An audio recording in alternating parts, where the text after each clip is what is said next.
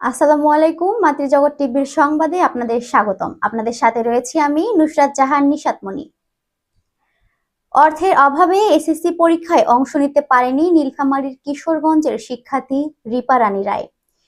পরিবারে চরম অভাব অনটনের কারণে পড়াশোনা চালিয়ে যেতে না পারায় এমন পরিস্থিতি তৈরি হয়েছে বলে দাবি ভুক্তভোগী পরিবারের। নীলফামারীর কিশোরগঞ্জ থেকে গোলাম রব্বানী ডলারের ক্যামেরায় আজাদ হোসেন আওলাদের প্রতিবেদন।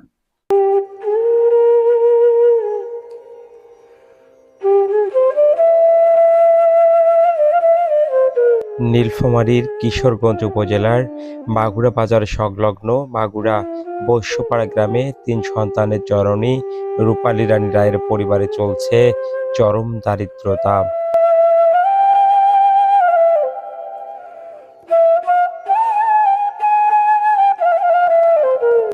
অভাব অনটনের কারণে তার মেয়ে রিপা রানী রায় ২০২৬ সালের এসএসসি পরীক্ষায় অংশ নিতে পারেননি।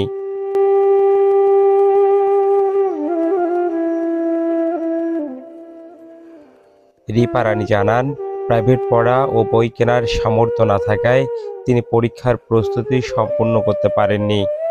এমনকি ৩ বেলা খাবার জোটানো তাদের জন্য কষ্টসাধ্য হয়ে দাঁড়িয়েছে।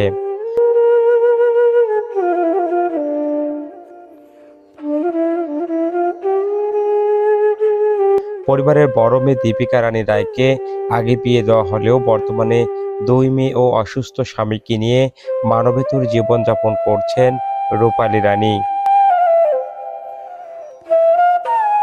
একটি কিন্ডারগার্টেনে আয়ার কাজ করে, যা আয় হয় তা দিয়েই কোনোভাবে চলছে সংসার। স্থানীয়দের দাবি, পরিবারটি দীর্ঘদিন ধরে চরম আর্থিক সংকটে রয়েছে। এদিকে রূপালী রানী রায় বলছেন, আমাদের থাকার ঘর নাই, খাওয়ার কষ্ট আছে। মেয়েটা পড়তে পারলো না, এখন খুব কষ্ট লাগছে। স্থানীয়রা বলছেন, পরিবারটির দিকে সমাজের বিত্তবানদের সহযোগিতার পাশাপাশি সরকারের সুদৃষ্টি পড়লে হয়তোবা এই অসহায় পরিবারের সদস্যদের মুখে দুমুঠো অন্নের সন্ধান মিলবে।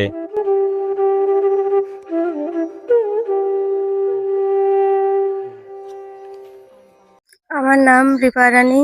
আমি মাগুরা হাই স্কুলে পড়ি, ক্লাস 10-এ ভোকেশনাল নিয়ে আর কি পড়ছি।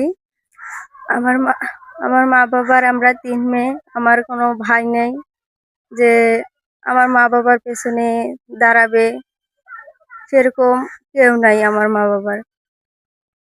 আমরা চাই আমি আমি আমার ছোট বোন, আমরা দুজনে যেন একটু এগিয়ে উঠতে পারি, আমার মা বাবার পাশে যেন আমরা দাঁড়াতে পারি। আপনার স্বপ্ন অভাবের মাঝে কি স্বপ্ন আর পূরণ হবে? কি স্বপ্ন ছিল? স্বপ্ন ছিল আমার ডাক্তার হওয়ার, কিন্তু সেসব তো আর হবে না।